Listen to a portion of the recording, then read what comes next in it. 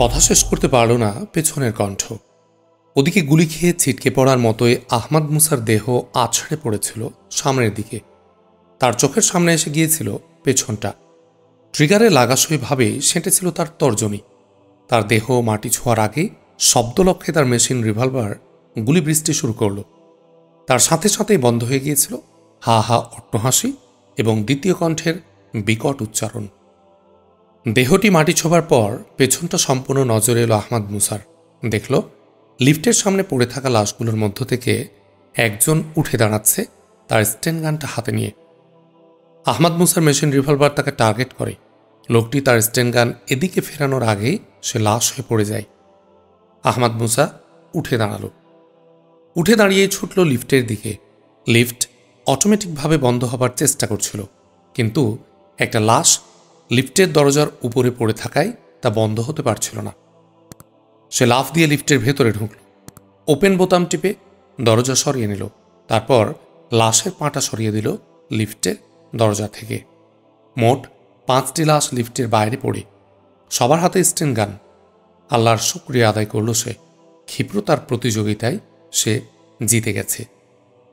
লিফটের কিবোর্ডের মনিটরে দেখল আহমাদ মুসা গ্রাউন্ড 0 ফ্লোর থেকে অস্থিরভাবে লিফট কল করা হচ্ছে। লিফটের 0 সুইচ অন করল সে।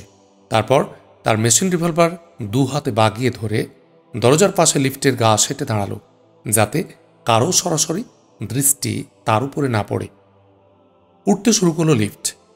একটা মৃদু ঝাঁকুনি দিয়ে লিফট দাঁড়ালো গ্রাউন্ড ফ্লোর মানে 0-তে। লিফট কিবোর্ড দেখে বুঝেছে আহমাদ মুসা গ্রাউন্ড 2 হল ভূগর্ভস্থ সবচেয়ে নিচের ফ্লোর, আর উপরের ফ্লোর হল গ্রাউন্ড 1 এবং গ্রাউন্ড ফ্লোরটাই হল গ্রাউন্ড 0। এটাই হল সিনাগগের মূল ফ্লোর। এর উপরে আরও 3টি ফ্লোর আছে। সেগুলোতে সিনাগগ সংক্রান্ত বিভিন্ন অফিস, কর্মকর্তা কর্মচারীদের আবাসস্থল, কিন্তু সেগুলোর অধিকাংশই ফাঁকা। সিনাগগের সাম্প্রতিক ব্যবস্থায় 2-1জন কর্মকর্তা ছাড়া কাউকে সিনাগগে থাকতে দেয়া হয় না। সবাই বাইরে বাড়ি ভাড়া নিয়েছে। লিফট 0-তে দাঁড়াবার কয়েক সেকেন্ডের মধ্যে লিফটের দরজা ওপেন হয়ে গেল। লিফটের দরজা খুলতে শুরু করার সময় ওদের কথা কানে এলো আহমাদ মুসার। একজন বলছে না, আর গোলাগুলির শব্দ কিন্তু নেই। তাহলে কি শয়তান খালেদ খাকান মারা পড়েছে? কিন্তু নিচে ওরা তো কিছু জানাচ্ছে না। ও সব ভেবে আর কোনো লাভ নেই, চলো সবাই নিচে যাই। বাইরে যারা পাহারায় আছে তাদের আমি খাদের চারধারে পাহারায় থাকতে বলেছি, বলল আর একজন। অন্য একজন বলল, আমাদের রাব্বি প্রধান ডেভিড ইয়াহুদকে জানানো দরকার ছিল নাকি? আমরা খবর পাওয়ার পর তাকেও খবরটা জানিয়েছি। আবার এইমাত্র টেলিফোন করেছি। তিনি বলেছেন খালেদ খাকান যেন জীবন্ত বের হতে না পারে। হত্যাই তার একমাত্র শাস্তি। দেখা মাত্রই তাকে হত্যা করতে হবে, বলল দ্বিতীয়জন। লিফটের দরজা তখন পুরোপুরি খুলে গিয়েছিল। ওরা একসাথে লিফটের দিকে এগিয়ে আসছে। ওদেরও হাতে স্টেন গান, আর ফুট 2-3 এগোলেই আহমাদ মুসা ওদের নজরে পড়ে যাবে পুরোপুরি। ওরা এ সুযোগ পাওয়ার আগেই আহমাদ মুসা মেশিন রিভলভারের ট্রিগার চেপে বেরিয়ে এলো লিফটের দরজার আড়াল থেকে। আহমাদ মুসার মেশিন রিভলভার গুলি বৃষ্টি শুরু করেছিল দরজার উপাসের প্রান্ত থেকে। মুহূর্তেই আহমাদ মুসা দরজার মাঝ বরাবর এসে দাঁড়াবার সাথে সাথে অর্ধবৃত্তাকারে ঘুরে দরজার এ প্রান্তে এসে থামল। কিছু বুঝে ওঠার আগেই পাল্টা আক্রমণের কোনো চেষ্টা না করেই ওরা 6 জন গুলি খেয়ে ঝাঁঝরা দেহ নিয়ে লাশ হয়ে পড়ে গেল। এ গুলির শব্দ বাইরে গেলে কি প্রতিক্রিয়া হয় দেখার জন্য আহমাদ মুসা লিফট লক করে দিয়ে বেরিয়ে অল্প দূরে লিফট মুখে একটা ঘরে প্রবেশ করল। ঘরটি অন্ধকার। ঘরে কেউ নেই নিশ্চয়। ঘরে কেউ থাকলে গুলির শব্দে নিশ্চয় সে বের হতো। আহমাদ মুসা দরজার একপাশে অন্ধকারে দাঁড়ালো। ভাবল এখানে দাঁড়িয়ে কয়েক মিনিট সে প্রতীক্ষা করবে গুলির শব্দে ভেতর বা বাইরে থেকে কেউ এদিকে এগোয় কিনা। এবার তার অপেক্ষার পালা। তার ডান হাতের রিভলভারটা উদ্যত। হঠাৎ মাথার পেছনে একটা ভারী স্পর্শ অনুভব করল সে। সে সাথে একটা কর্কশ কণ্ঠ বলে উঠল, তোমার হাতের রিভলভারটা ফেলে। লোকটির বাক্য শেষ হল না। তার বদলে তার মুখ থেকে বেরিয়ে এলো একটা আর্তনাদ। লোকটির কথা শেষ হবার আগে আহমাদ মুসার মেশিন রিভলভারের কয়েকটি গুলি তার বুক এফোড় ওফোড় করে দিয়েছে। মাথার পেছনে ভারী কিছুর স্পর্শ এবং তার কর্কশ কণ্ঠ শ্রুত হবার সাথে সাথে আহমাদ মুসার আত্মরক্ষার চিন্তা মুহূর্ত দেরি না করে সিদ্ধান্ত নিয়েছিল। তখন আহমাদ মুসার দেহ চুপ করে দ্রুত নিচে নাম এবং তার চেয়েও দ্রুত গতিতে উপরে উঠে আসে তার রিভলভার ধরা ডান হাত। আহমাদ মুসার মাথা যখন লোকটির পেট পর্যন্ত নেমে এসেছিল, তখন আহমাদ মুসার ডান হাত পৌঁছে গেছিল তার মাথার উপরে। তর্জনী চেপেছিল আহমাদ মুসার রিভলভারের ট্রিগারে। গুলির বৃষ্টি ছুটছিল পেছনের লোকটির বুক লক্ষ্যে। লোকটির মনোযোগ কেন্দ্রীভূত ছিল তার কথার দিকে, তার রিভলভারের ট্রিগারে থাকা তর্জনীর দিকে নয়। যখন সে টের পেল তার রিভলভার থেকে টার্গেটের মাথা খসে গেছে, তখন কথা বন্ধ করে রিভলভারের নল রিঅ্যাডজাস্ট করার জন্যে যেটুকু সময় তার প্রয়োজন ছিল সেটা সে পায়নি। তার আগেই গুলিবৃষ্টি আছড়ে পড়েছিল তার বুকে। এ অসতর্কতায় তার মুখ বন্ধ করে দিয়েছে। লোকটির লাশ পেছনে ছিটকে পড়ে গেছে। আহমাদ মুসা উঠে দাঁড়িয়ে আগের মতো পজিশন নিল সেই দরজার পাশেই। আর বেশি দেরি করতে হলো না।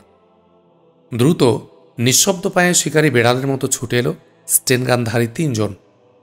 চারদিকে নজর রেখে তারা ছুটে এলো লাশের দিকে।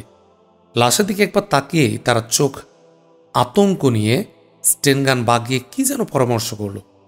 আহমাদ মুসা ঘর থেকে বেরিয়ে এলো প্রশস্ত করিডোরে। সে ওদের মাথার উপর দিয়ে গুলি ছুড়ল, বলল, তোমরা অস্ত্র ফেলে দিয়ে হাত।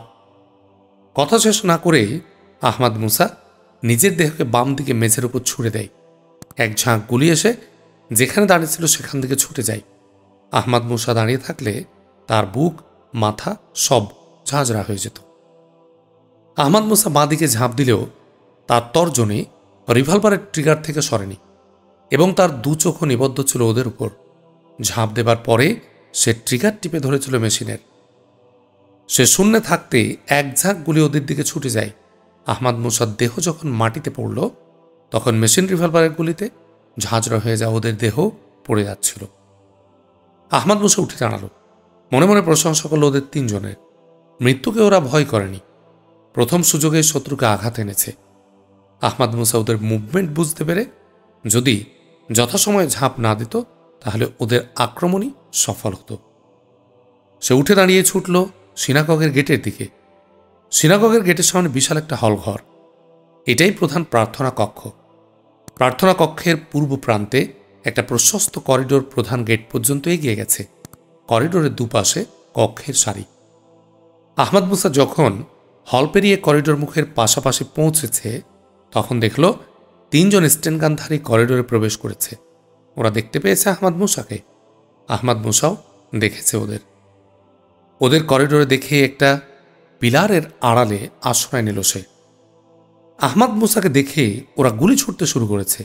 গুলি ছুটতে ছুটতেই এগিয়ে আসছে। আহমাদ মুসা পিলারের পেছনে লুকিয়েছে এটা দেখেছে ওরা। ওরা গুলিবর্ষণ অব্যাহত রেখে এগিয়ে গেল পিলারের লক্ষ্যে। আহমাদ মুসা যেন পাল্টা গুলিবর্ষণের কোনো সুযোগ না পায়, এটাই ওরা চাচ্ছে। সত্যি এ সময় আহমাদ মুসা বেকায় দেয়। গুলি এসে পিলারকে এমনভাবে ছেঁকে ধরেছে যে উকি মারা কিংবা গুলি করার জন্য রিভলভার ধরা হাত বাইরে নেওয়ার কোনো সুযোগ নেই। গুলিগুলো আসছে মাথা সমান উঁচু রেঞ্জ দিয়ে। তার উপরে গুলির লেভেল উঠছে না। ওরা করিডোর পার হয়ে সামনে এগোতে যাচ্ছে। আহমাদ মুসা পিলারের উপর দিয়ে তাকল। দেখল পিলারের প্রায় 8 ফিটের মাথায় পিলারের ভেতর থেকে ইস্পাতের একটা বার 1 ফিটের মতো বেরিয়ে এসেছে। ইস্পাত বারের প্রান্তটা উপর দিকে বাঁকানো, সম্ভবত ডেকোরেশন পিস অথবা ঝুলন্ত ফুলের বাস্কেট টাঙ্গানোর জন্যে সবগুলো কোনো কোনো পিলারে এ ধরনের ইস্পাত বার রাখা হয়েছে। আল্লাহর অশেষ শুকরিয়া আদায় করল সে। এটা তার জন্য এক অমূল্য সাহায্য। আহমাদ মুসা তার মেশিন রিভলভারের বাঁট কামড়ে ধরে 2 হাত উপরে তুলে ইস্পাত বারটি ধরার জন্য বিসমিল্লাহ বলে লাফ দিল। হাতে পেয়ে গেল ইস্পাত বারটি। ইস্পাত বারটি 2 হাতে ধরার পর বাম হাতের উপর দেহের ভার ছেড়ে দিয়ে ডান হাত মুক্ত করে মুখ কামড়ে ধরে রাখা রিভলভারটি হাতে নিল। গুলি তখনও একই লেভেলে হচ্ছে। তার মানে আহমাদ মুসা লাফ দিয়ে উপরে উঠেছে, এটা তারা টের পায়নি। খুশি হলো সে। উকি মেরে দেখল ওরা করিডোর থেকে হলে নেমে এসেছে। আহমদ মুসার সময় নষ্ট করল না। ওরা টের পেয়ে গেলে আবার সংকটে পড়বে সে। ওদের একজন আহমদ মুসার পিলারের উপর দিকে ইঙ্গিত করে কি যেন বলে উঠল। সঙ্গে সঙ্গে তাদের তিনজনের চোখ এদিকে নিবদ্ধ হল, আর নড়ে উঠল স্টেন গান। সব কিছু বুঝে গিয়েছিল আহমদ মুসা।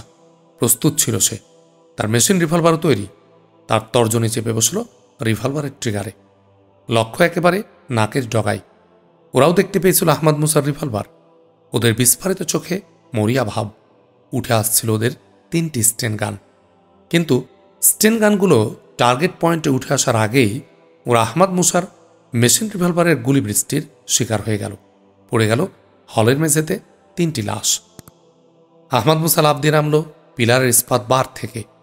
নেমেই করিডোরের দিকে ছুটে গিয়ে দেখল সিনাগগের প্রধান দরজাটি বন্ধ। ওরা দরজা বন্ধ করে দিয়েই ঢুকেছে। আহমদ মুসা পেছন ফিরে ছুটল লিফটের দিকে। লিফট দিয়ে নামল গ্রাউন্ড 2-তে। ছুটল সেই খোয়ারের দিকে। খোয়ারের দেয়ালে 5 আকৃতিতে সাজানো ফিঙ্গারপ্রিন্টের মতো 5টি কালো দাগ। তখনই পরীক্ষা করতে চেয়েছিল। আক্রান্ত হবার ফলে পারেনি। সেটা এখন দেখতে চায় সে।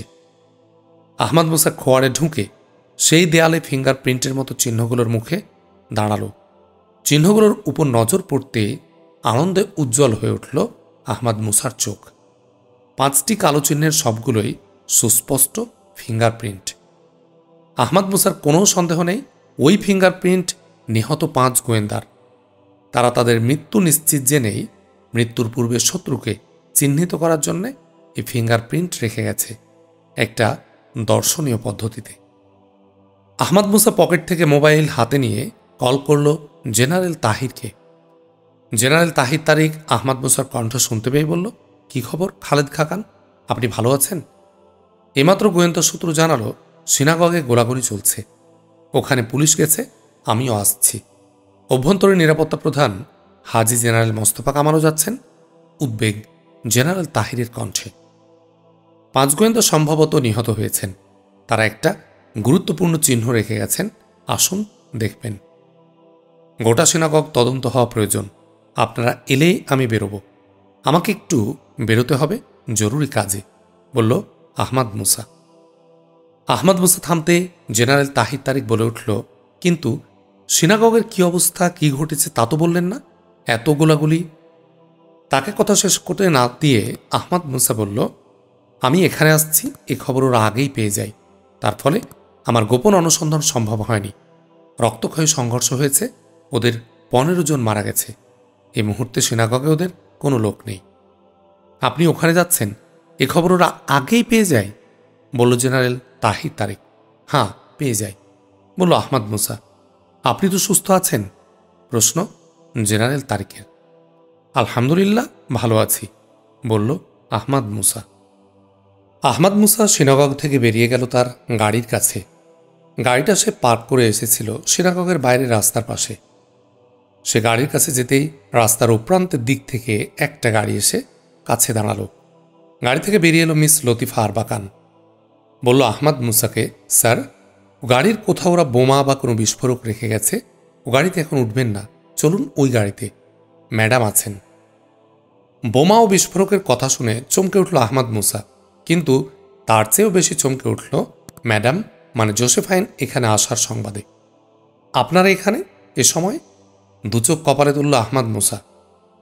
উত্তরের অপেক্ষা না করে এগোলো গাড়ির দিকে। আহমদ মুসা গাড়ির কাছে পৌঁছতেই গাড়ির পেছন সিটের দরজায় কাঁচ নেমে এলো। জানালা দিয়ে শোনা গেল জোসেফাইনের কণ্ঠ, আসসালামু আলাইকুম, আসুন। গাড়ির দরজাও খুলে গেল সেই সাথে। আহমদ মুসা গাড়িতে উঠে বসতেই জোসেফাইন আবার বলল, আলহামদুলিল্লাহ, তিনি আপনাকে সুস্থ রেখেছেন। আলহামদুলিল্লাহ, তোমরা এখানে জোসেফাইন? আমার কাছে তো স্বপ্নের মতো লাগছে, বলল আহমদ মুসা। আমিও ভাবিনি আসবো, কিন্তু এসে গেছি। পরে কথা হবে, এবার চলি আমরা, বলে জোসেফাইন হাত ইশারা করে ডাকল তার পার্সোনাল সেক্রেটারি মিস লতিফা আরবাকানকে। লতিফা আরবাকান এসে ড্রাইভিং সিটে উঠছিল। আমি ড্রাইভ করব। এ রাতে মিস লতিফা ড্রাইভ না করাই ভালো, বলে আহমদ মুসা গাড়ি থেকে নামতে যাচ্ছিল। জোসেফাইন আহমদ মুসার হাত ধরে আটকে ফেলে বলল, মিস লতিফা খুবই এক্সপার্ট ড্রাইভার। উইমেন কার রেসিংয়ে মিস লতিফা ইস্তাম্বুলের চ্যাম্পিয়ন। ওকে, গাড়ি ছাড়ুন মিস লতিফা, গাড়ি স্টার্ট নিয়ে চলতে শুরু করলো। আহমাদ মুসা আবারও বলল, জোসেফাইন, তোমরা এই রাতে এই বিপদের মধ্যে এখানে এসেছ? আমি এটা বিশ্বাস করতেই পারছি না। পরে সব বলবো, তুমি নিশ্চিন্ত থাকো। আমার কাছে তোমার দেয়া মেশিন রিভলভার আছে। জেফি জিনার কাছেও রিভলভার ছিল, লতিফা আরবাকানের কাছেও রিভলভার আছে। তুমি জানো না, আমাদের মিস লতিফা আরবাকান বয়সে কম হলেও সেনাবাহিনী থেকে জেদ করে রিটায়ারমেন্ট নেয়া একজন ব্রিলিয়ান্ট সেনা অফিসার, অর্থাৎ ক্যাপ্টেন। আর 25 এজ গ্রুপে মিস লতিফা সেনাবাহিনীতে পরপর 3 বার র্যান্ডম পিস্তল শুটিংয়ে চ্যাম্পিয়ন ছিল। সে দক্ষতা তার আরও বেড়েছে। হাসল আহমাদ মুসা, বলল, মিস লতিফা আরবাকানকে ধন্যবাদ। আমি খুব খুশি যে তুমি তাকে পিএস হিসাবে পেয়েছ। কিন্তু একটা বিষয় তুমি জানো না জোসেফাইন, মিস লতিফা আরবাকান সেনাবাহিনী থেকে রিটায়ারমেন্ট নিলেও তুর্কি সেনাবাহিনীর স্বেচ্ছাসেবী মহিলা গোয়েন্দা ইউনিটের একজন বড় অফিসার এখন সে। বিস্ময় নামল জোসেফাইনের চোখে মুখে, তার সাথে আনন্দ। আর মিস লতিফা আরবাকান চমকে উঠে মুহূর্তের জন্য একবার পেছন ফিরে তাকিয়ে নিয়ে বলল, ধন্যবাদ স্যার। কিন্তু আমি যতদূর জানি এ বিষয়টা তো স্যার আপনার জানার কথা নয়। আমার জানার কথা নয় এ কথা ঠিক, আমাকে কেউ জানায়ও নি। কিন্তু আমি আপনাকে প্রথম দিন থেকেই জেনে ফেলেছি যে আপনি তুর্কি সেনাবাহিনীর VWCS ইউনিটের ভলান্টারি উমেন কাউন্টার এসপিওনেজ সদস্য, বলল আহমাদ মুসা। ধন্যবাদ স্যার, কিন্তু কিভাবে সেটা জানলেন? মিস লতিফা আরবাকানের চোখে মুখে বিস্ময়।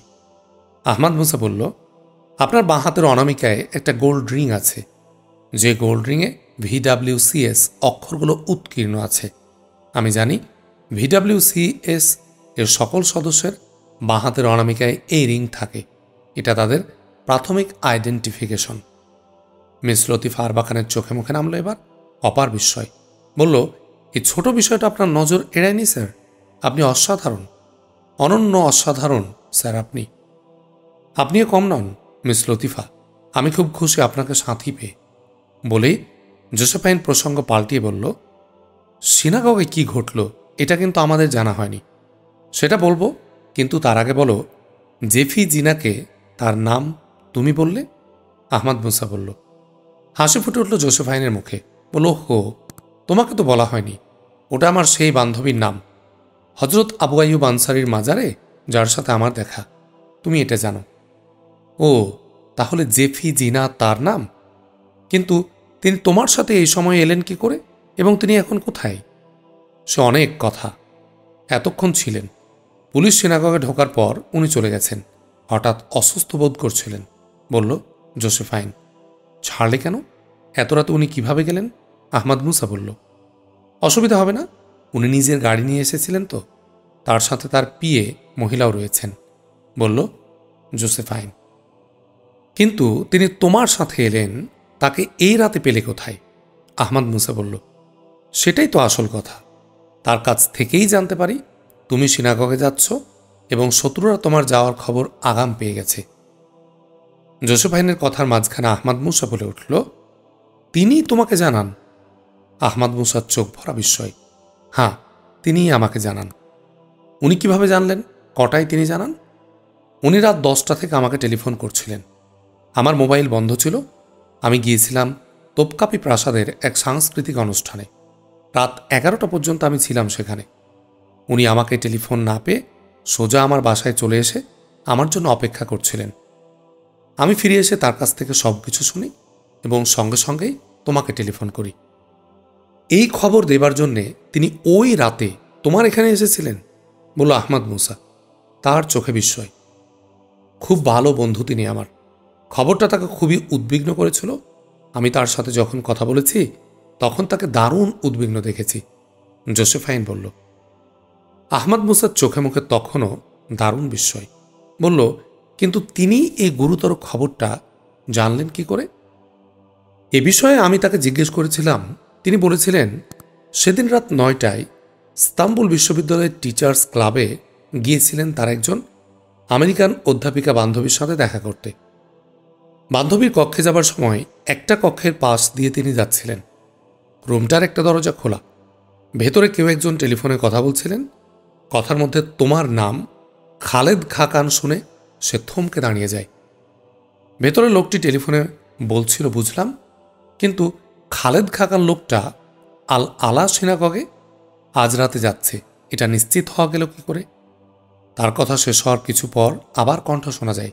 তিনি বললেন, কখন যাচ্ছে, কতজন যাচ্ছে, এটা কি জানা গেছে? তার কথা শেষ হওয়ার পর আবার নীরবতা। কিছু পর তার কণ্ঠ শোনা যায় আবার, খবরের জন্য ধন্যবাদ।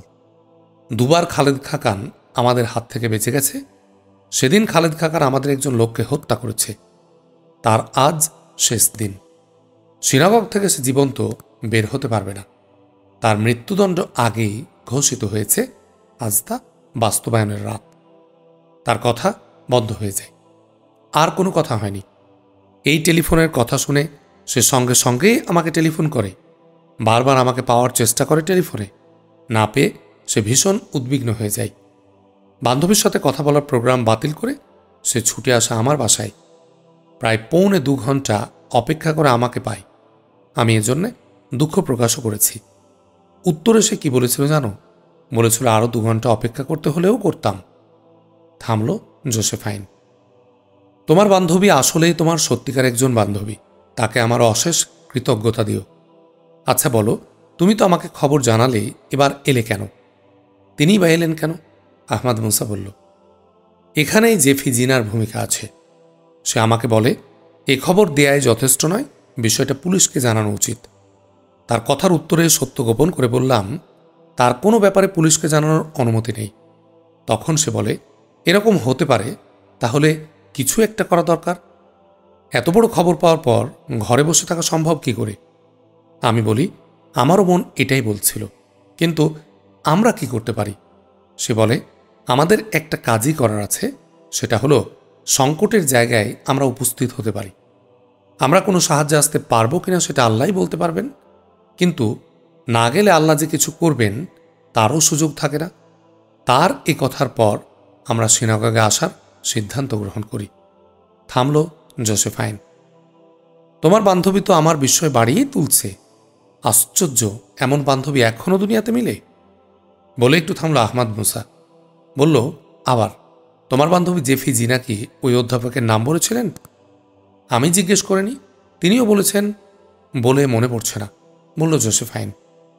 নামটা তো জানতে হবে। আহমাদ মুসা বলল, জানা যাবে, সকালে জেনে নেব, বলল জোসেফাইন। নামটা না জানলেও চলবে জোসেফাইন, রুমটার নাম্বার কিংবা আইডেন্টিফিকেশন পেলেও চলবে। আহমাদ মুসা বলল, ওটা তো পাওয়া যাবেই, বলল জোসেফাইন। গাড়ি তখন গোল্ডেন হর্নের দ্বিতীয় ব্রিজ অতিক্রম করছিল। বাইরে দৃষ্টি ছিল জোসেফাইনের। বলল, রাতের গোল্ডেন হর্ন, মর্মর সাগর, বসফরাসের পটভূমিতে ইস্তাম্বুলকে অপরূপ লাগে। সত্যি, ইস্তাম্বুল ভূমধ্য সাগরের তীরে সবুজ জনপদের গলায় বিমুগ্ধকারী সৌন্দর্যের এক মুক্তা। আহমাদ মুসাও দৃষ্টি ফিরিয়েছিল বাইরে। বলল, আমার মনে কি হয় জানো জোসেফাইন? পৃথিবীর সর্বশ্রেষ্ঠ কবির সর্বশ্রেষ্ঠ এক কবিতা হচ্ছে ইস্তাম্বুল। ধন্যবাদ। আমিও কি কিছু বলতে পারি? বলল মিস লতিফা আরবাকান। বলুন মিস লতিফা, জোসেফাইন বলল। ইস্তাম্বুলের মানুষগুলো সম্পর্কে কিছু বলুন। ও বুঝেছি মিস লতিফা, আপনি কি বলতে চান। ইস্তাম্বুলের মতো ইস্তাম্বুলের ইতিহাসও ইতিহাসের পাতায়, বিশেষ করে মুসলিম ইতিহাসের পাতায় প্রজ্জ্বল এক মুক্তার মতো।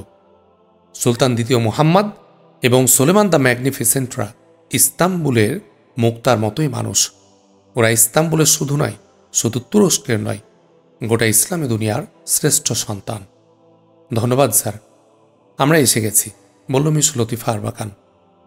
মর্মর সাগরের তীরে তোপকাপি প্রাসাদের দ্বিতীয় গেট দিয়ে প্রবেশ করল গাড়ি। রোমেলি দুর্গে আহমাদ মুসার অফিস কক্ষ। চেয়ারে বসে আছে আহমাদ মুসা। তার সামনে একটা ফাইল খোলা, ফটোসহ বায়োডেটা টাইপের কাগজপত্র সেই ফাইলে। ফাইলের দিকে তাকিয়ে আছে আহমাদ মুসা, কিন্তু দৃষ্টি তার ফাইলে নেই। মনোযোগটা হারিয়ে গেছে অন্য কোথাও। ভেতরে তার এক প্রবল অস্বস্তি এবং তোলপাড়।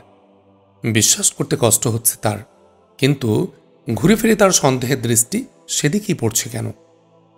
আহমাদ মুসার অফিস কক্ষে হন্তদন্ত হয়ে প্রবেশ করল জেনারেল তাহির তারিক এবং তার সাথে ডক্টর শেখ আবদুল্লাহ বিন বাজ। তাদের দুজনের পায়ের শব্দেও আহমাদ মুসার হারিয়ে যাওয়া ভাব কাটল না। মুখ তুলল না আহমাদ মুসা, নিশ্চল নিস্পন্দ সে, যেন ফাইলের দিকে তাকিয়ে পাথর হয়ে গেছে। জেনারেল তাহির তারিকরা যতটা দ্রুত আহমাদ মুসার অফিস কক্ষে ঢুকেছিল ততটাই থমকে গেল নিজেকে হারিয়ে ফেলা তন্ময় ভাব দেখে। তারা কয়েক মুহূর্ত দাঁড়ালো, বুঝল আহমাদ মুসা গভীর চিন্তায় নিমগ্ন। জেনারেল তাহির তারিক তাকালো ডক্টর শেখ বাজের দিকে। ডক্টর শেখ বাজ একটু সচল হল, আর দু এক ধাপ এগিয়ে টেবিলের ধারে গিয়ে বলল, আসসালামু আলাইকুম স্যার। চমকে উঠে মুখ তুলল আহমাদ মুসা। সামনে জেনারেল তাহির তারিক ডক্টর শেখ বাজকে দেখে উঠে দাঁড়ালো, হেসে বলল, ও সরি, আপনারা দাঁড়িয়ে আছেন? আমি একটু আনমনা হয়ে পড়েছিলাম, প্লিজ বসুন। বসল জেনারেল তাহির তারিক ও ডক্টর শেখ বাজ। আহমাদ মুসাও বসল। আপনার এমন আপন হারা চেহারা আমি আর কখনো দেখিনি। গতরাত আপনার উপর দিয়ে যে ধকল গেছে তাতে আপনি আজ অফিসে না আসলেও পারতেন। আপনার যথেষ্ট বিশ্রাম হচ্ছে না বলে আমি মনে করি, বলল জেনারেল তাহির তারিক। না, সেরকম কিছু নয়, আমি কোনো ক্লান্তি অনুভব করছি না। আমি আমাদের সমস্যাগুলো নিয়েই ভাবছি, আহমাদ মুসা বলল। যার মন ক্লান্ত হয় না তার দেহ ক্লান্ত হওয়ার সুযোগও পায় না। আপনার মন কখনো ক্লান্ত হবার নয়, আমি জানি খালেদ খাকান। তবু কাজ ও বিশ্রামের একটা অঙ্ক আছে, সে অঙ্ক মানতে হবে তো। যাক মিস্টার খালেদ খাকান, আমি এখানে আসার আগে টেলিফোন পেলাম হাজি জেনারেল মোস্তফা কামালের। তিনি সাংঘাতিক খুশি। তিনি জানালেন আপনার অনুমান শতভাগ ঠিক। ওই 5টি ফিঙ্গারপ্রিন্ট আমাদের 5 জন গোয়েন্দার, তাদের গলিত দেহাবশেষ পাওয়া গেছে। আর জেনারেল তাহিরের কথার মাঝখানে আহমাদ মুসা বলে উঠল, কোথায় পাওয়া গেছে তাদের দেহাবশেষ? খাদের ফ্লোরে যে পাথরটা দেখিয়ে দিয়েছিলেন, বলেছিলেন যে পাথরটা কোনো সুড়ঙ্গ বা শ্রেণীপথের মুখ হতে পারে। ঠিকই পাথরটা সরিয়ে একটা শ্রেণীপথ পাওয়া গেছে। সিঁড়িটা সিনাগগ থেকে বেরোবার একটা গোপন পথ। ওই সিঁড়ি দিয়ে একটা সুয়ারেজ পথও আছে। সেখানেই 5টি লাশ পাওয়া গেছে। একটু থামল জেনারেল তাহির, বলে উঠল সঙ্গে সঙ্গে আবার, যা বলছিলাম, সিনাগগ সার্চ করে কিছু মূল্যবান ডকুমেন্ট পাওয়া গেছে বলে মনে করা হচ্ছে। সবাই মনে করছে আপনার দেখা দরকার ওগুলো। আলহামদুলিল্লাহ, আমি দেখব ওগুলো। আচ্ছা, সিনাগগের যারা মারা গেছে তাদের পরিচয় পাওয়া গেছে? বলল আহমাদ মুসা। সে চেষ্টা হচ্ছে, তবে লাশের মধ্যে আপনি যার কথা বলেছিলেন সে ডক্টর ডেভিড ইয়াহুদের লাশ নেই। ওদের কথাবার্তায় শুনেছিলাম যে উনি সিনাগগের বাইরে আছেন, তবে এসেছেন কিংবা এসে পৌঁছেছিল কিনা এটা নিশ্চিত হবার জন্যে লাশের মধ্যে তাকে সন্ধান করার কথা বলেছিলাম, আহমাদ মুসা বলল। জনাব খালেদ খাকান, রাতেই প্রেসিডেন্ট ও প্রধানমন্ত্রী আপনার সিনাগগ অপারেশনের রেজাল্টের কথা শুনেছেন। ভোর রাতেই তারা আমাকে টেলিফোন করে তাদের ধন্যবাদ কৃতজ্ঞতা আপনাকে জানাতে বলেছেন। আপনি তাদের কল করলে তারা খুশি হবেন। ভোর রাতে টেলিফোন করে আপনাকে কষ্ট দিতে তারা চাননি। ঠিক আছে, আমি তাদের টেলিফোন করব, কিন্তু আমরা আসলে খুব একটা এগোইনি। ওদের খবর দেবার মতো তেমন কিছু নেই, আহমাদ মুসা বলল। বলছেন কি আপনি? আমরা গত কয়েক মাসে 1 ইঞ্চি এগোতে পারিনি। আপনি মাত্র কয়েকদিনে শুধু ষড়যন্ত্রটাকেই সামনে এনে ফেলা নয়, তাদের উপর আপনি শক্ত আঘাতও করেছেন, বলল জেনারেল তাহির তারিক। কিছুটা আমরা এগিয়েছি বটে, কিন্তু তাদের দিকে এগোবার দরজা আমরা পেয়েছিলাম, সেটা আল আলা সিনাগগ। কিন্তু গত রাতের পর সে দরজাটাও বন্ধ হয়ে গেল। আমি বন্ধ করতে চেয়েছিলাম না, মাত্র একটা গোপন অনুসন্ধানে গিয়েছিলাম, কিন্তু আমার যাওয়াটা জানাজানি হয়ে যাওয়ায় বড় ঘটনা ঘটে গেল এবং সে দরজাটা বন্ধ হয়ে গেল। এখন আমাদের সামনে 2টি দুর্বল অবলম্বন অবশিষ্ট আছে। সে দুটো হলো, বলে হঠাৎ থেমে গেল আহমাদ মুসা। তার মনে হলো সিনাগগে যাবার বিষয়টা এভাবে বলেই জানাজানি হয়ে গিয়েছিল। সেদিনও তার সিনাগগে যাবার খবরটা জেনারেল তাহির তারিক ও শেখ বাজের কাছে আহমাদ মুসা বলেছিল। সেভাবে আর কোনো কথা বলা যাবে না। আহমাদ মুসাকে হঠাৎ থেমে যেতে দেখে জেনারেল তাহির ও শেখ বাজ উৎসুক হয়ে ওঠে। আহমাদ মুসাকে খুব চিন্তিত দেখে এ বিষয়ে কিছু না বলে জেনারেল তাহির তারিক জিজ্ঞেস করল, জানাজানির বিষয়টা কিভাবে ঘটল? ওদের কাছে খবরটা কিভাবে পৌঁছল? আমার কাছে বিষয়টা খুব সাংঘাতিক মনে হচ্ছে। আমাদের নিরাপত্তায় কোনো ফুটো আছে। এ ফুটো বন্ধ না করলে তো আমরা সামনে এগোতে পারবো না। গম্ভীর হয়ে উঠল আহমাদ মুসার মুখ। এ বিষয় নিয়ে আমি আলোচনার জন্যই আপনাদের ডেকেছি বলে নড়ে চড়ে বসল আহমাদ মুসা। বলল, এ পর্যন্ত আমার মনে হয় খবর পাচার বা লিক আউট হওয়ার 3টি ঘটনা ঘটেছে। আমি আল আলা পাহাড়ের পুলিশ আর্কাইভসে কী উদ্দেশ্যে গিয়েছিলাম সেটা শত্রুরা জেনে ফেলে। পরে আমি ডক্টর ইয়াসারের বাসায় যাওয়ার খবরও পাচার হয়ে যায়। 3য় ঘটনা, গত রাতে আমি যে সিনাগোগে যাচ্ছি সেটা শত্রুদের আগাম জানা হয়ে যায়। এর অর্থ আমাদের অফিসে কোনো লিকেজ রয়েছে এবং বাইরের কারোর সাথে তার যোগাযোগ রয়েছে। থামল আহমাদ মুসা। চোখে মুখে উদ্বেগ ফুটে উঠল জেনারেল তাহির তারিক ও ডক্টর শেখ বাজ দুজনেরই। সাংঘাতিক কথা, তাহলে তো আমাদের সব তথ্যই শত্রুরা পেয়ে যাচ্ছে। এমনকি এই বার্তাও তো। বলল ডক্টর শেখ বাজ। শেখ বাজ, তোমার শেষ কথাটা আতঙ্কজনক। এতটা সন্দেহ করার কি আছে? বলল জেনারেল তাহির তারিক। আমার এই কথা বলার কারণ হল, খালেদ খাকান স্যার তথ্য পাচারের যে 3টি ঘটনার কথা উল্লেখ করেছেন সেখানে স্যারের যাওয়ার বিষয়ে আমাদের সাথেই আলাপ হয়েছে। অফিসের আর কেউ এসব বিষয় জানার প্রশ্নই ওঠে না। বলল শেখ বাজ। বিষয়টা তাহলে তো গুরুতর অবস্থার দিকে টার্ন নিচ্ছে। আমাদেরকে সামনে রেখেই তাহলে সন্দেহের যাত্রা শুরু করতে হবে, জেনারেল তাহির তারিক বলল। জেনারেল তাহির তারিক 2 দিয়ে 4 হওয়ার মতো অঙ্কের কথা বলেছেন, কিন্তু অঙ্ক ও ষড়যন্ত্র এক জিনিস নয়। ষড়যন্ত্রের অন্ধকার গলি অঙ্কের নিয়মে চলে না। এখানে যা দৃশ্যমান হয় বাস্তবতা তার চেয়ে ভিন্ন হয়ে থাকে। আপনাদের দুজনের সাক্ষাতে যে কথা হয় তা পাচার হওয়ার উৎস অনেক কিছুই হতে পারে। আমাদের দৃষ্টি সেদিকে নিবদ্ধ হওয়া দরকার, বলল আহমাদ মুসা। তাহলে করণীয় বলুন মিস্টার খালেদ খাকান, জেনারেল তাহির তারিক বলল। আহমাদ মুসা তার ফাইলের তলা থেকে একখণ্ড কাগজ বের করে জেনারেল তাহিরের হাতে তুলে দিয়ে বলল, এই কাজটা এক্ষুনি এই মুহূর্তে সম্পন্ন করতে হবে। সেনাবাহিনীর এ বিষয়ক একজন এক্সপার্ট এসেছেন, তিনিই কাজটা করবেন। তার অনুসন্ধান শেষ না হওয়া পর্যন্ত আমরা কেউ কোনো কথা আর বলবো না। জেনারেল তাহির তারিক আহমাদ মুসার দেয়া কাগজখণ্ড তার চোখের সামনে তুলে ধরল, পড়ল। আমাদের গবেষণা প্রতিষ্ঠানের ফ্লোরে সবগুলো প্রশাসনিক কক্ষের প্রতিটি ইঞ্চি পরিমাণ জায়গা, অফিসের জিনিসপত্র সবকিছু ট্রান্সমিশন সেন্সিটিভ স্ক্যানার দিয়ে স্ক্যান করে প্রমাণ করতে হবে অফিসের কোথাও কোনো গোপন ট্রান্সমিটার নেই।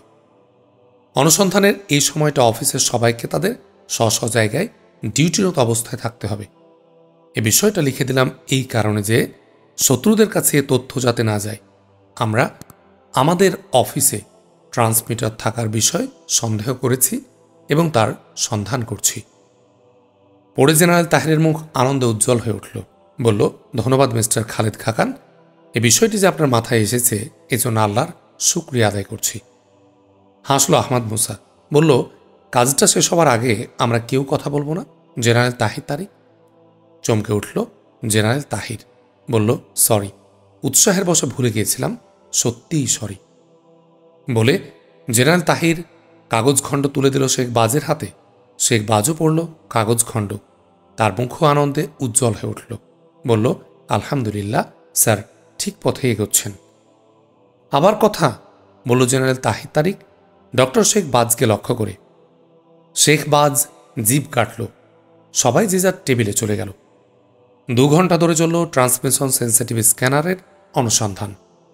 যন্ত্রটি ট্রান্সমিশন সেন্সিটিভ ডিটেক্টরের উন্নততর সংস্করণ।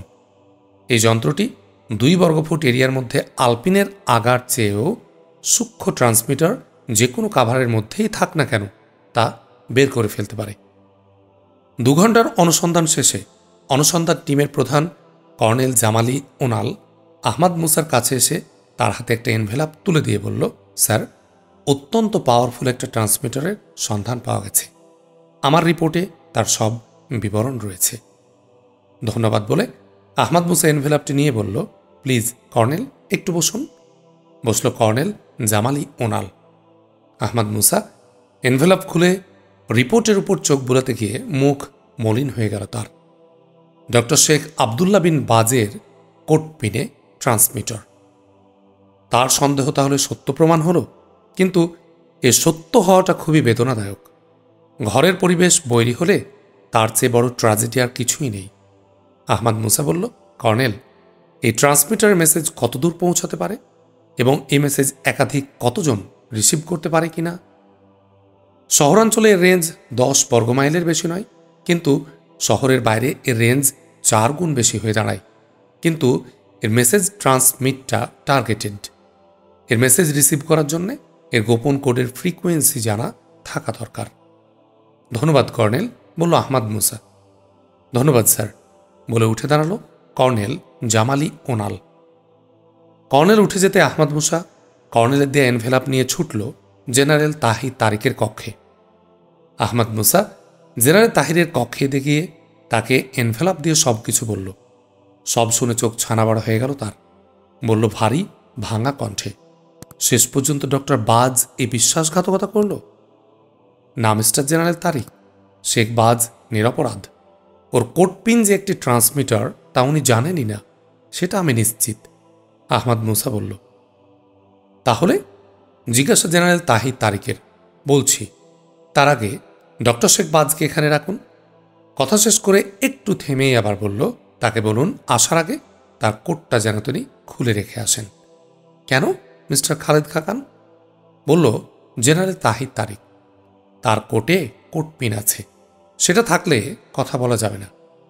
ও বুঝেছি স্যার, ধন্যবাদ, বলে জেনারেল তাহির ডক্টর শেখ বাজকে তার নিজের কক্ষে আসতে বলল এবং বলে দিল আসার সময় যেন তার কোট কক্ষে খুলে রেখে আসে। মিনিট খানেকের মধ্যে ডক্টর শেখ বাজ জেনারেল তাহিরের কক্ষে এলো। ডক্টর শেখ বাজ বসলে আহমাদ মুসা উঠে দাঁড়িয়ে বলল, 1 মিনিট, আমি আসছি। আহমাদ মুসা ঘরের বাইরে এসে সোজা গিয়ে ঢুকলো শেখ বাজের কক্ষে। দেখল শেখ বাজের কোট তার হ্যাঙ্গারে টাঙ্গানো এবং কোট পিনটা জলজল করছে তার কোটে। খুশি হলো আহমাদ মুসা। ফিরে এলো সে জেনারেল তাহিরের কক্ষে।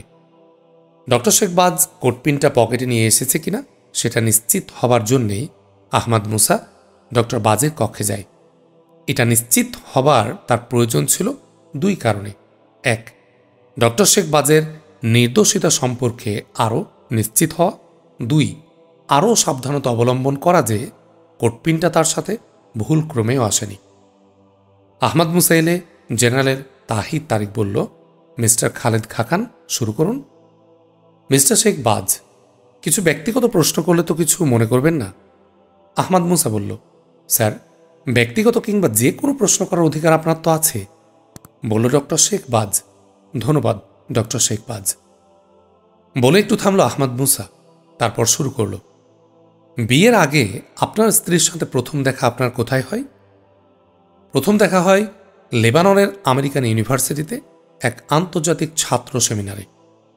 তারপর জার্মানিতে আমরা একসাথে পিএইচডি করি, বলল ডক্টর শেখ বাজ। আপনার স্ত্রীর জন্মস্থান লেবাননের বেকাতে। কখনো আপনি সেখানে গেছেন? না, যায়নি। এমনকি বিয়ের পর লেবাননেও আর যাওয়া হয়নি। ডক্টর শেখ বাজ বলল, আপনি কি আপনার স্ত্রীর একাডেমিক রেকর্ডগুলো দেখেছেন? একসাথে পিএইচডি করার সময় গ্র্যাজুয়েশন সার্টিফিকেট, মার্কশিট দেখেছি, অন্য কিছু দেখার কখনো প্রয়োজনই হয়নি, বলল ডক্টর শেখ বাজ। বৈরুত হায়ার স্কুলে ঢোকার সময় আপনার স্ত্রীর শুধু নাম নয়, গোটা একাডেমিক রেকর্ড বদলে ফেলেন, এটা কি আপনি জানেন? বিস্ময় বিস্ফারিত চোখে ডক্টর শেখ বাজ তাকালো আহমাদ মুসার দিকে, বলল প্রতিবাদী কণ্ঠে, এটা কি ঠিক স্যার? দুঃখিত ডক্টর শেখ বাজ, আমি যা বলেছি তা সম্পূর্ণ সত্য। শুধু তাই নয়, আপনার স্ত্রী বেকাতে এক লেবাননি ইহুদি পরিবারে জন্মগ্রহণ করেন। প্রাথমিক স্কুল তিনি শেষ করেন ইসরায়েলে, তারপর ফিরে আসেন লেবাননে। তখন তার নাম ছিল আলিশা দানিয়েল। লেবাননে তিনি ফেরার পর আয়েশা আজিমা নামে একজন প্রাথমিক স্কুল পাস ছাত্রী রহস্যজনকভাবে খুন হয়। অন্যদিকে এই ছাত্রীর গোটা পরিবারের সবাই এক বিস্ফোরণে নিহত হয়। আয়েশা আজিমা খুন হওয়ার পর আলিশা দানিয়েল হয়ে যান আয়েশা আজিমা। এই নাম ও আয়েশা আজিমার একাডেমিক রেকর্ড নিয়ে তিনি ভর্তি হন বৈরুতের হায়ার স্কুলে। ফিলিস্তিনের গোয়েন্দা বিভাগের অনুরোধে লেবাননের গোয়েন্দা বিভাগ অনুসন্ধান করে এ তথ্য জানিয়েছে। আমি ফিলিস্তিন সরকারকে অনুরোধ করেছিলাম এ তথ্য জানার জন্যে। থামল আহমাদ মুসা। ডক্টর শেখবাজ নির্বাক, নিস্তব্ধ। সে ফ্যালফ্যাল করে তাকিয়ে আছে আহমাদ মুসার দিকে। তার চোখে মুখে অসীম বিস্ময়। এক অসহায় ভাব ফুটে উঠেছে তার চেহারায়। আহমাদ মুসা তার একটি হাত শেখবাজের কাঁধে রাখল, সান্ত্বনা দিয়ে বলল, মন শক্ত করুন শেখবাজ। আপনার স্ত্রীর গুরুতর কাজে আপনার অজান্তে আপনাকে মাধ্যম হিসাবে ব্যবহার করছেন। আহমাদ মুসা একটু থামল, থেমে আবার বলে উঠল, আপনি আপনার কোটপিনটা কোথায় পেয়েছিলেন ডক্টর বাজ? আমার স্ত্রী সংগ্রহ করেন, তিনি আমাকে এটা ব্যবহারের জন্য দেন, বলল শুকনো কণ্ঠে ডক্টর শেখবাজ। আপনি জানেন না শেখবাজ, আপনার কোটপিনটা একটা ট্রান্সমিটার। অফিসে আপনি যত কথা বলেন, যত কথা আপনাকে বলা হতো, ওই ট্রান্সমিটারের মাধ্যমে সব চলে যেত আপনার স্ত্রীর কাছে রক্ষিত গ্রাহক যন্ত্রে। আপনার স্ত্রী সেগুলো সঙ্গে সঙ্গে জানিয়ে দিতেন ষড়যন্ত্রকারীদের। আহমাদ মুসার কথায় বাধা দিয়ে আর্তকণ্ঠে বলে উঠল ডক্টর শেখবাজ, স্যার আর বলবেন না, এগুলো আমি সহ্য করতে পারছি না, আমার বুকটা ভেঙে যাচ্ছে। আমি সব বুঝতে পারছি কেন সে কোটপিনটার প্রতি এত লক্ষ্য রাখত, কেন সে প্রতিদিন কোর্টে আমার কোটপিনটা ঠিকঠাক করে দিত। আমি ভাবতাম কোটপিনে যেহেতু কাবা শরীফের প্রতিকৃতি আছে, তাই এর প্রতি তার এই যত্ন। থেমে গেল ডক্টর শেখবাজ। কান্নায় রুদ্ধ হয়ে গেল তার কণ্ঠ। সান্ত্বনা দেবার জন্য ডক্টর শেখবাজের কাঁধে হাত রাখল আহমাদ মুসা। এই সান্ত্বনায় সে আরও ভেঙে পড়ল। তার দুচোখ থেকে নেমে এলো অশ্রুর বন্যা। দুহাতে মুখ ঢেকে ফুঁপিয়ে কেঁদে উঠল সে। জেনারেল তাহিদ তারিক তার চেয়ার থেকে উঠে এলো এবং ডক্টর শেখবাজের পাশে বসল। কয়েক খণ্ড টিস্যু পেপার তার দিকে এগিয়ে দিয়ে বলল, চোখ মুছো শেখবাজ, তুমি কি কায়রো বিশ্ববিদ্যালয়ে সে তুখোর ছাত্রনেতা নও যে জাতির কাছে নিজের জীবন উৎসর্গ করার শপথ নিয়েছিলে? তুমি কি সেই শেখবাজ নও যে এই গবেষণা ইনস্টিটিউটের চাকরিকে যুদ্ধ হিসেবে নিয়েছিলে?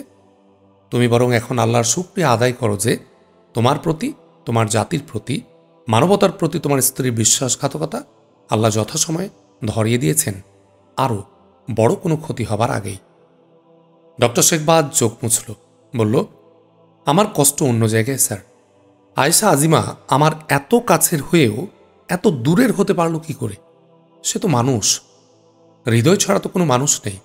সে হৃদয়কে পদদলিত করে কোন স্বার্থে সে আমার সাথে, আমার পরিবারের সাথে এ বিশ্বাসঘাতকতা করতে পারল? বলে আবার কান্নায় ভেঙে পড়ল সে। তোমার এই কষ্ট স্বাভাবিক ডক্টর বাজ, কিন্তু সে তার হৃদয়বৃত্তি, প্রেম, ভালোবাসা, পরিবারের প্রতি দায়িত্বের চাইতে তার জাতিগত পরিচয় ওই দায়িত্বটাকেই বড় করে দেখেছে। তোমাকেও শক্ত হতে হবে শেখবাজ। ন্যায়ের প্রতি তোমার দায়িত্বকেও সবার উপরে স্থান দিতে হবে তোমাকে। তোমার ক্ষেত্রে যা ঘটল ষড়যন্ত্রের রঙ্গমঞ্চে, এমন ঘটনা আগেও ঘটেছে, ভবিষ্যতেও ঘটবে, বলল আহমাদ মুসা। চোখ মুছে সোজা হয়ে বসল ডক্টর শেখবাজ। সে বলল, জেনারেল তাহিরকে লক্ষ্য করে, স্যার, আয়েশা আজিমা এখন বাড়িতে আছে। 3টায় যাবে সে আমার মেয়েকে আমার বোনের বাড়ি থেকে আনতে। তার আগেই তাকে আপনারা গ্রেফতার করুন। থামল, একটা দম নিল, তারপর সে হাত জোড় করে বলল, আমি আপনাদের সাথে যেতে পারবো না, আপনারাই তাকে গ্রেফতার করে আনুন। আমি তার দিকে চাইতেই পারবো না। আমি সহ্য করতে পারবো না অসহ্য সে দৃশ্যটাকে। আমার এই দুর্বলতাকে আপনারা ক্ষমা করুন। আবার কানায় ভেঙে পড়ল শেখবাজ। আহমাদ মুসা ও জেনারেল তারিক দুজনেই দুদিক থেকে ডক্টর শেখবাজের পিঠে সান্ত্বনার হাত রাখল।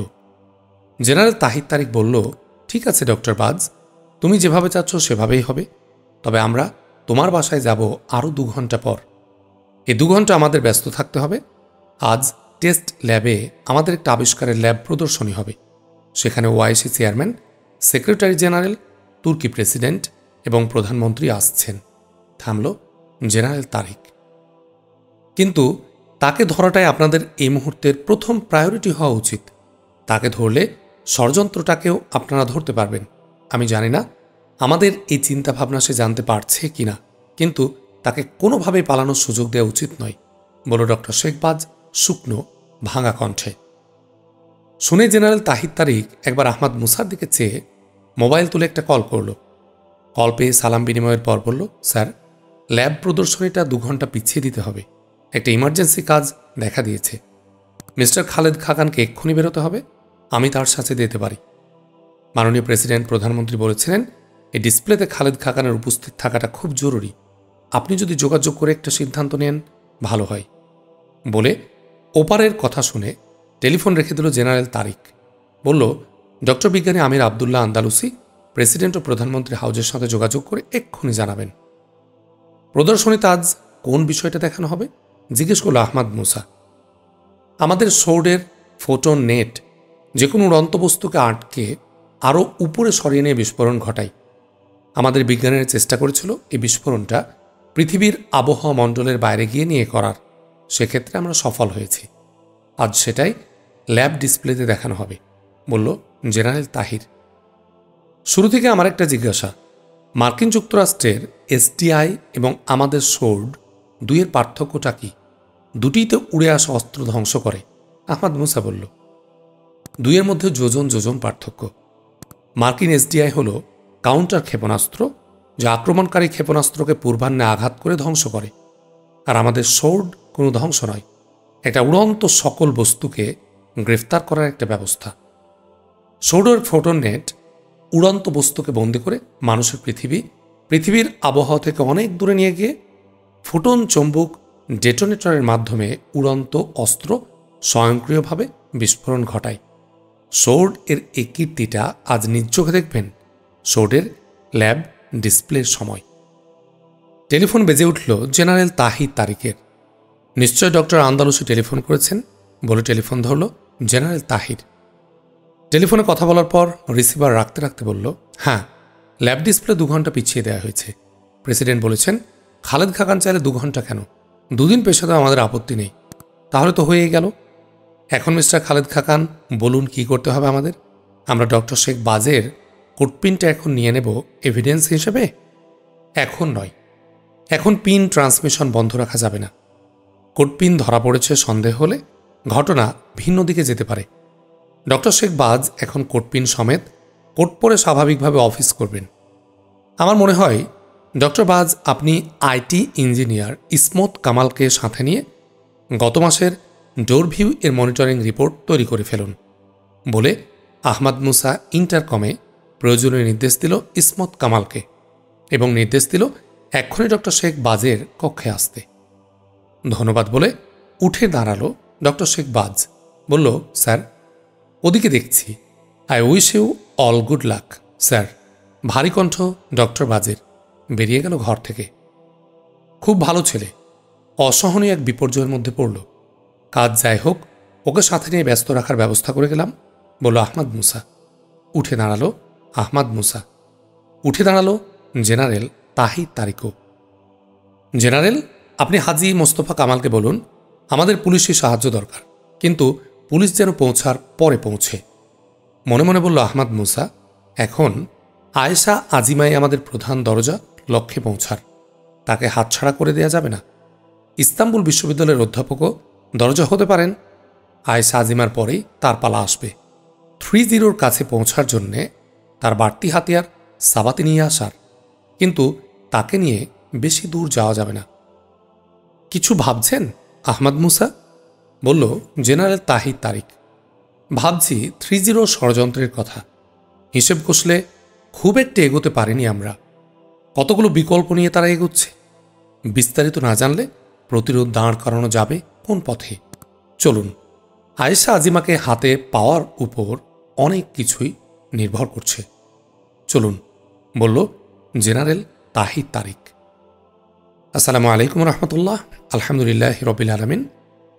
সাইমন সিরিজের 45 নম্বর বই এখানে শেষ হল। পরবর্তী 46 নম্বর রোমেলি দুর্গে বইটি শোনার আহ্বান জানিয়ে আজকে এখানে শেষ করছি। আসসালামু আলাইকুম রহমতুল্লাহ।